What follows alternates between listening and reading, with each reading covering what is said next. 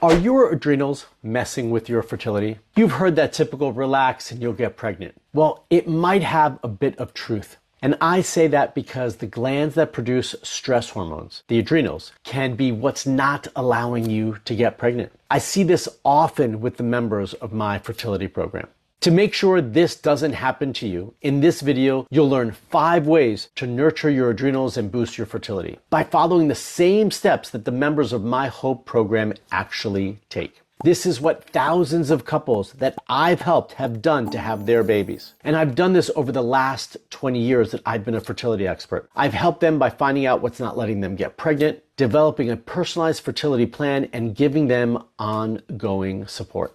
Exactly what you need. If you want my help too, then click on the link and apply to qualify for the Hope program. You can talk to a real person on my team to discuss your case and see if this is the best next step for you. Now let's get into the first thing that you need to know. Okay, the first thing you need to know, which is actually not one of the 5 tips that I'm going to give you, is we need to understand how your adrenal glands, your stress response actually functions. So if we can have proper adrenal function, we can create hormonal harmony. Doesn't that sound nice? That's exactly what we should have, right? Well, your adrenal glands produce many hormones, one of which is cortisol. And this is essential for managing your stress. It's essential for managing that fight or flight response that you've probably heard me say many times. If we can have balanced cortisol throughout the day, which means sometimes it's higher, sometimes we need it to be lower, but it's regulated properly throughout the day, then we can have hormonal harmony in the body, including what we need for fertility, which is balanced reproductive hormones. Okay, so your adrenal glands absolutely can and do impact your reproductive hormones and your fertility.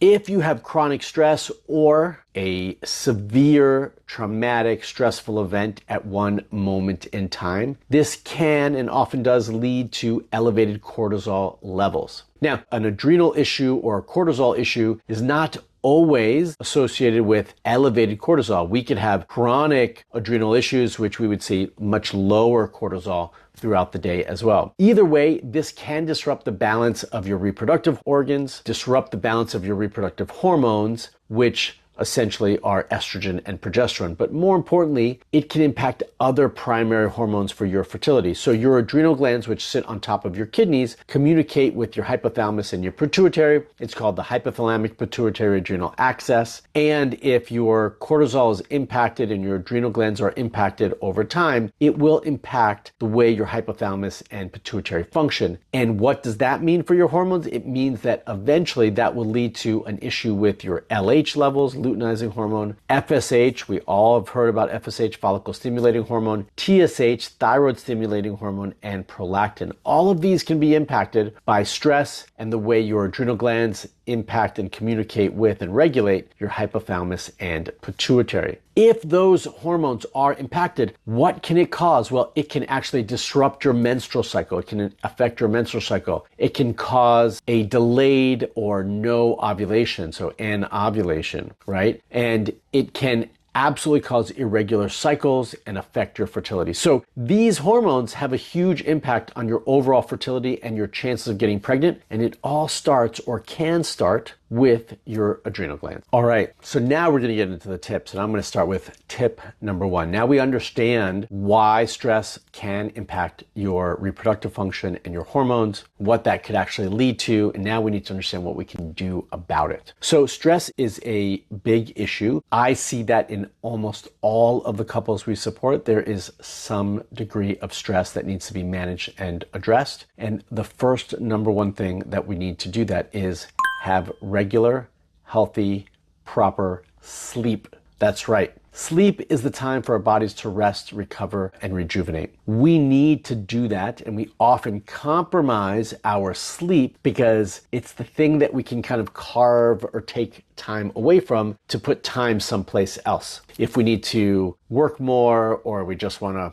watch a little bit more TV or Netflix or scroll a little bit more, it always gets taken away from, or typically gets taken away from, our sleep. So I want all of you to reprioritize your sleep and make sure you're getting good quality sleep and that you're getting a good amount of sleep, that you're going to sleep at a decent hour, preferably 9 and 10, but at the latest between 10 and 11. It all depends on what time you have to wake up. Often we have to wake up at a certain time, so the only way for us to get more sleep, at least 7 to 8 hours of sleep, is to add it on and go to bed earlier. So I'm suggesting that you prioritize that for yourself. This will make a huge impact. Your body will be able to rest and recover. Your adrenal glands will have time to be restored and recover. It's essential at night, actually, for that to happen. And you're going to feel more revitalized, have more energy, more vitality, be ready to tackle the day. So number one is reprioritize your sleep. If you need assistance with this, make sure you seek out the right person to support you so that you can get better quality sleep. Number two, we need to find a way to regulate and manage our stress levels and how we manage them. Most of you get stressed and you want to smoke a joint, or you want to pick up a beer or drink some alcohol. I'm not saying those don't have their place, but we rely on them way too much. And I suggest that we rely on them less and less and start to do something that's more proactive for our overall health. And what I'm suggesting you replace it with, I know it might sound crazy, is meditation. I would love to see you do a little bit more meditation. Meditation doesn't have to be long or difficult. It can be simple. I'd love to see you do it at least once a day, but preferably 2 or 3 times a day if you do it for short periods of time. All we need is 3 to 5 minutes, 2 to 3 times a day, to just center ourselves, ground ourselves, regulate our breathing, and calm our mind. And the time where you need it the most is when you're feeling overwhelmed and overworked and can't focus. That's when I want you to just take a quick moment to center yourself and take some deep breaths. Just some quick deep breaths. Not quick, slow, I should say.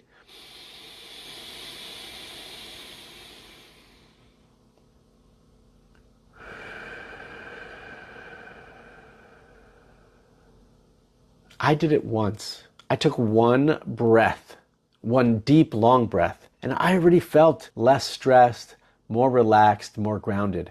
Imagine if you did that for just a couple minutes or 5 minutes, and imagine if you did that 2 to 3 times a day, how you could feel. That alone will regulate your adrenal glands. I want you to incorporate that. I want you to do it. It doesn't take a long time. You don't have to sit like a monk for hours.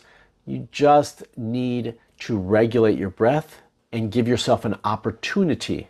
Can't you already hear my voice? My voice sounds different just from taking one long, deep breath in and out. Regulate and give yourself an opportunity to relax and de-stress. And more importantly, this is an amazing tool to help you manage your stress levels. So number 2 is start with some meditation that can be easily done with some breath work or with some form of an app that helps guide you through it. Number 3, exercise. Exercise has been well documented to be a great stress manager. It allows you to regulate your adrenal glands. I want to see you put that in, but I don't want your exercise to cause more stress. I want your exercise to help regulate your body, release more endorphins, and allow you to feel better and more vitalized. So what does that mean? It means not overdoing it, not going to do CrossFit or hot yoga, not doing it for 3-4 hours at a time. We just need 30 to 60 minutes every day of a good walk, maybe some light weights, something to feel like you're moving, releasing endorphins, and exercising. So it doesn't have to be intensive. For those of you who are exercising and doing way too much, I want you to pull back on that a little bit. And for those of you who aren't exercising enough, maybe sitting in a chair for too long during the day, staring at a computer, if your form of relaxation is to sit on the couch and scroll, I want you to get up,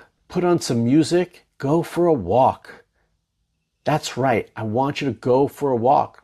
You don't have to run. It doesn't have to be difficult. Or go for a walk with a friend. Reconnect with somebody. These are all ways to manage stress, regulate your cortisol levels, and regulate your adrenal function. All right. Number 4, acupuncture. That's right. Now, some of you might be saying, well, needles in my body, that's going to cause me more stress. Like I'm going to be more stressed. I'm telling you, that's not the case. Acupuncture has been shown to regulate adrenal function, relax the body, reduce stress, increase circulation, regulate the nervous system. It's fantastic. Release endorphins. I didn't mention that. Everyone says the same thing, like, oh, they call it an acupuncture nap or an acu-nap. They feel revitalized afterwards. This is because the acupuncture has allowed you to reset your body and to refocus. We all need a little bit more time to regulate, and if we can't always get it during sleep, we can get it with a little bit of acupuncture. Now, doesn't mean you have to do acupuncture every day, but I do suggest doing it at least once a week. Some of you might need it twice a week. And this is a wonderful, wonderful way not only regulate your adrenal function and your stress response, which it will absolutely do, but it's a wonderful way to also improve your fertility. The research is absolutely there to show this, that acupuncture can regulate stress, improve adrenal function, and regulate your hormones, as well as improve fertility. So we can combine those two together in tip number 4. And I highly suggest, if you haven't done it already, to go schedule an acupuncture appointment. If you have and you've stopped, I think it's time to put it back in. All right, number 5, get out in nature. Spend more time in nature.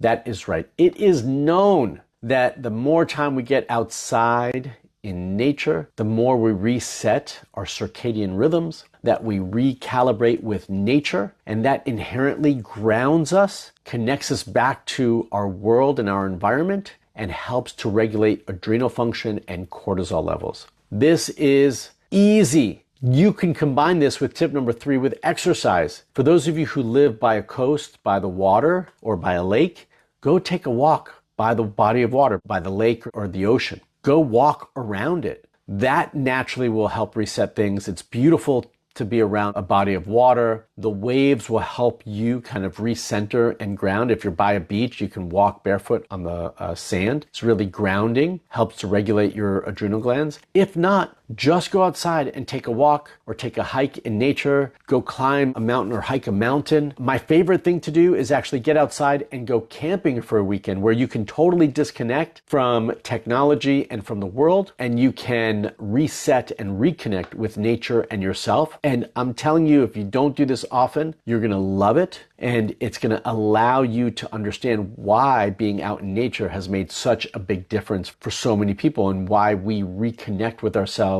and the world when we do this. So I highly suggest you do that. So those are the 5 tips, just to recap: sleep, meditation, exercise, acupuncture, and spend more time in nature. I want to hear from you. Which one of these is the most impactful for you? Comment below, let me know. Which ones are you doing, and which ones haven't you done that you're going to start now? I want to hear from you. So please leave a comment below and let me know. And if you've got a question about any of these, you can drop those down below as well. I've done a series of videos discussing other important reasons why you might not be getting pregnant, and I want you to check it out right here. Okay, you can use that link in the description below to check it out. If you really want to go deep into your fertility and find out the root cause that's not allowing you to get pregnant, be sure to fill out the application using the link in the description below to speak to a real person on my team, so we can identify the right next steps for you and see if you're a good fit for my fertility program. Now, again, make sure to check out this series and keep learning more about your fertility. That link is also down below. Until the next video, stay fertile.